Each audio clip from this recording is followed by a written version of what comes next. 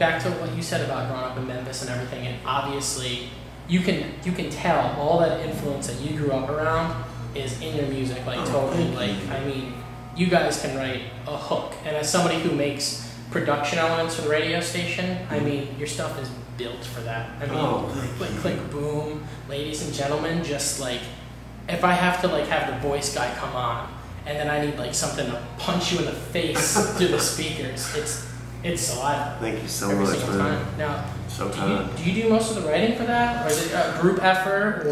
It's a group effort, you know. We've always been all for one, one for all. I don't think it's any more me than it is Dave or Paul or Wayne, you know. I definitely enjoy sharing the credit with them. You know, I picked those guys out from other bands I was in Memphis. We were all in different bands in Memphis, Tennessee, and I just sort of went around to every band that I liked in Memphis and pulled all the all-stars out of the bands that I enjoyed. So yeah, you know, I've always dreamed of being in a band with those guys, and I definitely proudly share the writing element with them. Something magical happens when the four of us get in the same room. Like, we could get in a room this size and set up our band equipment and begin to practice, and something magical happens, man. I don't know, that thing, that X factor, you know, just begins to pop, you know. It's like, it's crazy. It's like, it gives me chills just talking about it, because it's something that I can't explain to you, you know what I mean? Quincy Jones said one time that it's the God particle. It's the, like when you get chills when you hear certain music, or you get chills when you talk about a certain thing, that's the wand, that's God's wand passing over you. And I think that it's definitely, we have that X factor or God particle or whatever you want to call it, you know. I think that we have that when we get in the same room together. That's awesome. It's really magical. Speaking about the writing process, I mean, from start to finish, I mean, you guys just kind of sit around a campfire, play a couple riffs, and say, hey, I can sing, you know, I can do this, I can do that, or is it you guys sit there and say, you know what, let's write a new album, let's go do this? Or do you just close yourself into a room, maybe individually, and then meet together and put together? I mean, how does that? You know, it's both. Like I said, sometimes we come into the room and we have whole ideas of our own. Click, click, boom, I kind of came in, since you spoke of Click, click, boom, I came into the room with about 70, maybe 70% of Click, click, boom. I had the verses and choruses, and, you know, I was like, I played it on my chest, and I was like, click, click, boom, click, click, boom. And they're like, oh, okay, well, let's figure that out. So I came in with like 70% of it. They wrote the other 30%, you know, and that's kind of how it goes.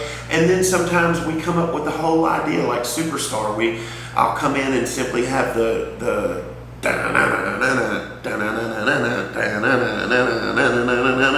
and then they'll add the whole rest of the thing in. So, like I said, it's a group effort. It's something that I wouldn't want to do without them, and couldn't do without them, probably.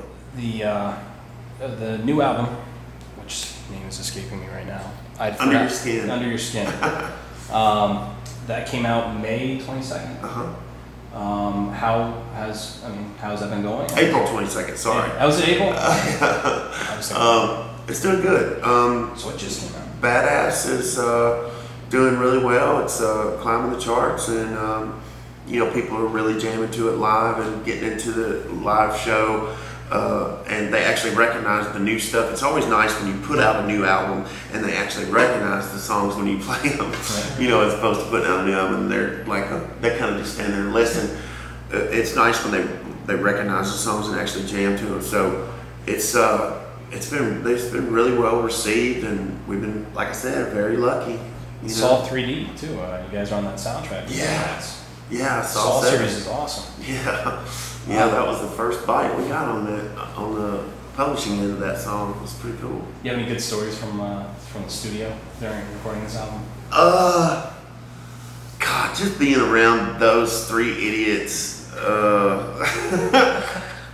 It's a total 100% comedy fest all the time. I think what has made us such a tight marriage over the years is Saliva is we always can go to our humor to make things funny. Even when we get on each other's nerves on the road, or we get homesick, or we miss our wives or our children, we have always had the escape of comedy. We'll act out a whole Saturday Night Live skit or something on the bus, and we've always sort of had that that element of comedy to run to, when things got too serious, or when we started to take ourselves too seriously. You never want to take yourselves too seriously in this business, you know what I mean? I think people tend to do that a little too much, and at the end of the day, I'm just a guy and you're just a guy, you know what I mean? And you have to remember that, I think. I've got two more quick questions. I don't know if you have anything, but my two quick things are, one question I like to ask every band that I interview is there anything your fans don't know about you that you want them to know? And then follow up with plugs, like plug new albums. That's a great question, man. That is really a great question. I would like my fans to know that I'm a lot meaner and tougher than I look. I think I have created this exterior over the years because of things that happened to me in my childhood and things that happened to me growing up. All of us have a story, but I've created this exterior of don't fuck with me-ness, that it's alienated a few people from having the strength to come up and say something to me, and that's unfortunate. I regret that. So if I could say anything to my fans, it would be that I love them, and that I'm very nice, and that I would love nothing more than to be very sweet to them, and I'm very approachable. Please come talk to me, come speak to me. I'm harmless. I'm as harmless as a dove. I love my fans and love people very much. I'm a very loving person. This is all just exterior and looks good on stage, I guess. It's cool to wear on stage or something. But the inside of me is very soft and loving and wants to give that love to other people. Oh, good. Do you have anything else?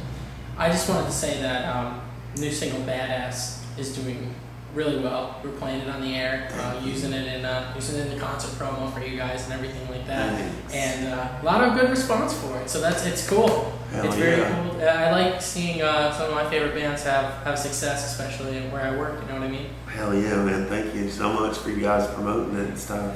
Yeah. Do real quick. Talk about the tour, Hard Drive. Talk about your album, where to get it. Your websites, your Twitter, your social medias. Hard Drive. The tour's going great. Rev Theory's awesome. Emphatic is awesome. I love all the bands on the tour, actually. I have enjoyed the whole time. I've enjoyed being out here with these guys. And you can get a hold of me at my Facebook fan page, Josey Scott at Facebook. And I think that's it. Twitter. Hit up iTunes for the new album? iTunes for the new album, yes sir. That's it. Appreciate it, man. Thanks for having us. Yeah, man. Thanks for having me, guys. Hey, I appreciate it. Oh, go rock yourself.